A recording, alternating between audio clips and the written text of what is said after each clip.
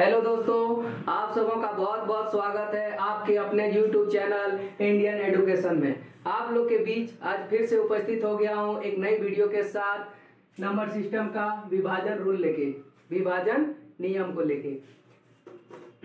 अक्सर एग्जाम में देखते हैं कि विभाजन का क्वेश्चन जब आता है तो हमें नियम ही पता नहीं रहता है। हम भूल जाते हैं कि 2 का नियम क्या है, 3 से नियम क्या है, 4 का नियम क्या है, 5 का नियम क्या है, 6 का नियम क्या है, 7 का नियम क्या है, 8 का क्या नियम है, 9 का नियम क्या है, 10 का नियम क्या है, 12 का, 15 का, ये सब जितने भी नियम है एग्जाम में जब क्वेश्चन आता है तो हम क्या होता है, हमें पता ही नहीं चलता है, नियम सब भूल जाते हैं।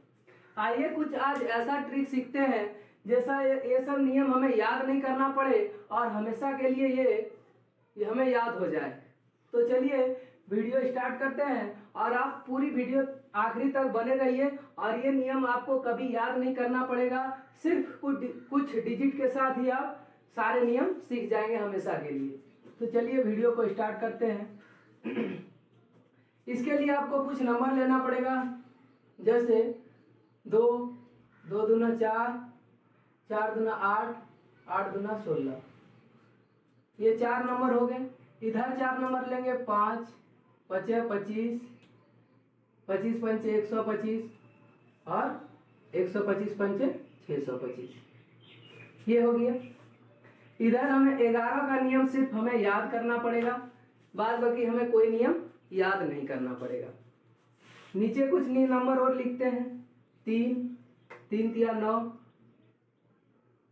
5, 5 दूना 10।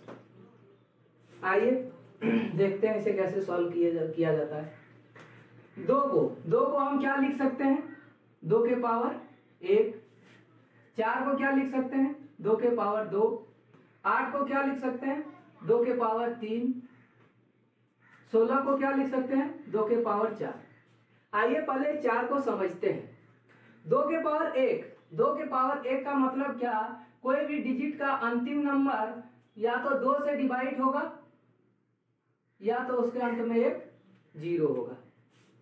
2 के पावर 2 का मतलब क्या है, वो कोई भी डिजिट का आखिरी नंबर, आखिरी 2 नंबर 4 से डिवाइड होगा या तो अंत में 2 0 होगा।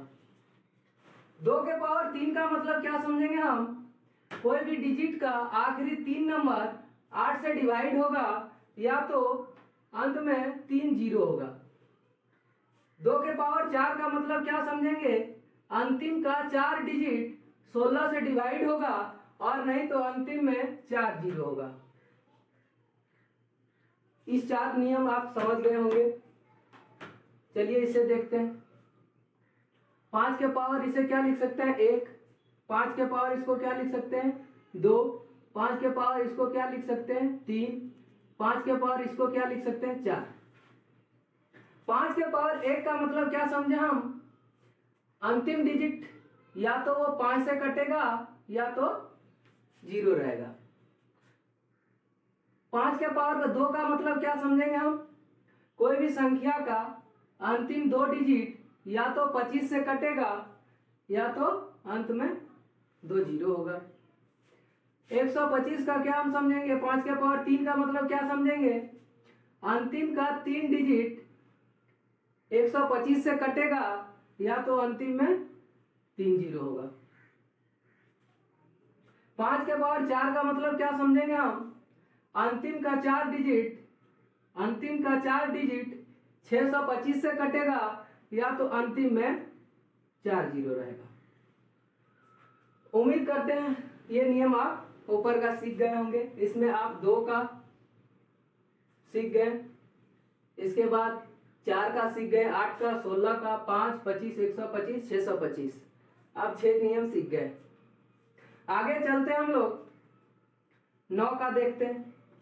9 में एक चीज आप समझ लीजिए कि 9 का जितना भी टेबल है, जैसे 18, 36, 54, 9 का कोई भी टेबल हो उसका अंकों का योग हमेशा क्या 9 ही प्राप्त होता है। ये चीज हमेशा याद रखिएगा, 9 का कोई भी टेबल हो उसका अंकों का 9 ही प्राप्त होगा या तो 9 का गुणज प्राप्त होगा। तो हम क्या करेंगे, योग कितना हो जाता है 9, इसीलिए हम क्या करेंगे 9 का जब भी 9 से डिवाइड होने का रूल आएगा तो क्या करेंगे, टोटल संख्या का योग हमें 9 से डिवाइड हो जाएगा। उसी तरह अगर 3 का लेते हैं तो 3 का भी क्या होगा, सभी संख्या का योग 3 से डिवाइड होगा, सभी संख्या का योग 3 से डिवाइड हो जाएगा। 5 का तो हम लोग पहले ही पढ़ चुके हैं, 5 को क्या लिख सकते हैं 5 के पावर 1, यानी कि अंतिम में या तो 5 से डिवाइड हो जाएगा या तो एक जीरो रहेगा तो वो 5 से कट जाएगा। 10 का क्या है, 10 का डिवाइड का रूल क्या है, अंतिम में एक जीरो होगा तो वो 10 से डिवाइड हो जाएगा। उम्मीद करते हैं आप इस चीजों को समझ गए होंगे, नहीं समझे होंगे तो एक बार और से देख लीजिए। 2 के पावर 1 का मतलब क्या होगा, अंतिम का एक डिजिट 2 से कटेगा या तो अंतिम में एक जीरो रहेगा। 2 के पावर 4 का मतलब 2 के पावर 2 का मतलब क्या होगा, अंतिम का 2 डिजिट 4 से कट जाएगा या तो अंतिम में 2 जीरो रहेगा। 2 के पावर 3 का मतलब अंतिम का 3 डिजिट 8 से कटेगा या तो अंतिम में 3 जीरो होगा। तो उसी प्रकार ये सारा नियम होता है। आइए 11 के बारे में थोड़ा समझते हैं। 11 के बारे में समझते हैं। मान लीजिए कोई भी संख्या 1397 है। 11 का क्या रूल है, सम संख्या सम स्थान का योग, सम स्थान का योग और विषम स्थान का योग, सम स्थान का योग और विषम स्थान का योग अगर अंतर करें, योग करके अंतर करें, वो हमेशा 11 से डिवीजन होगा या तो जीरो होगा या तो 11 के मल्टीपल होगा। जैसे सम स्थान लेते हैं, विषम स्थान कौन हो जाएगा, 1 3 5 7 ये सब हो जाएगा। सम स्थान कौन सा होगा, 2 4 6 8 10 इस तरह जाएगा। तो हम लेते हैं सम स्थान। सम स्थान देखिए क्या क्या हो जाएगा, 3 और 7 कितना हो जाएगा 10। विषम स्थान लेंगे 1 और 9 कितना 10। ये दोनों का अंतर करेंगे तो क्या होगा, या तो जीरो प्राप्त होगा या तो हमें 11 से डिविजिबल होगा या तो 11 का कोई मल्टीपल होगा, तो वो संख्या हमें 11 से डिवाइड हो जाएगा। उम्मीद करते हैं आप इस चीजों को समझ गए होंगे। एग्जाम में और कैसे क्वेश्चन आते हैं, आप वीडियो में बने रहे अंतिम तक। आपको आज हम पूरी चीज सिखा देंगे कि डिवीजन का कोई भी रूल रहे, विभाजन का कोई भी क्वेश्चन आए, आपका एक भी एग्जाम में नहीं छूटेगा। चलिए जैसे आप लेते हैं कोई संख्या 6 12 15 18 20 24 36 45 72 ये सब कोई भी डिवीजन नंबर रहे तो ये क्या होता है ये सब क्या होता है, सअभाज्य, सअभाज्य गुणनखंड होता है। कोई भी दो संख्या रहे उसका गुणनफल यानी कि मौसो HCF हमेशा क्या प्राप्त होगा, 1। जैसे इस संख्या को क्या लिख सकते हैं हम, 2 × 3, इसको लिख सकते हैं 3 × 4, इसको लिख सकते हैं 3 × 5। ये सब संख्या का हमेशा क्या होगा, मौसो 1 होगा। ठीक है, जो संख्या 6 से कौन संख्या कैसे डिवाइड होगा, जो संख्या 2 से और 3 से डिवाइड होगा वो संख्या 6 से डिवाइड होगा। जैसे संख्या 12 किससे डिवाइड होगा, जो संख्या 3 से और 4 से डिवाइड होगा वो 12 से डिवाइड होगा। उसी तरह 18 को हम लोग क्या लिख सकते हैं, 2 × 9, 20 को 4 × 5, 24 को 4 × 6, 24 को क्या लिख सकते हैं, 3 × 8 लिख सकते हैं। मौसो हमेशा 1 प्राप्त होना चाहिए, सअभाज्य। ठीक है, जो 1 और स्वयं से भाग लगे, सअभाज्य का मतलब 1 और स्वयं से भाग जो लगे। तो उम्मीद करते हैं आप इस सब चीजों को भी समझ गए होंगे। 36 को क्या लिख सकते हैं, 4 × 9। 45 को क्या लिख सकते हैं, 5 × 9। 72 को क्या लिख सकते हैं, 8 × 9। ये सबका फैक्टर हो गया। चलिए कुछ और क्वेश्चन देखते हैं विभाजन का।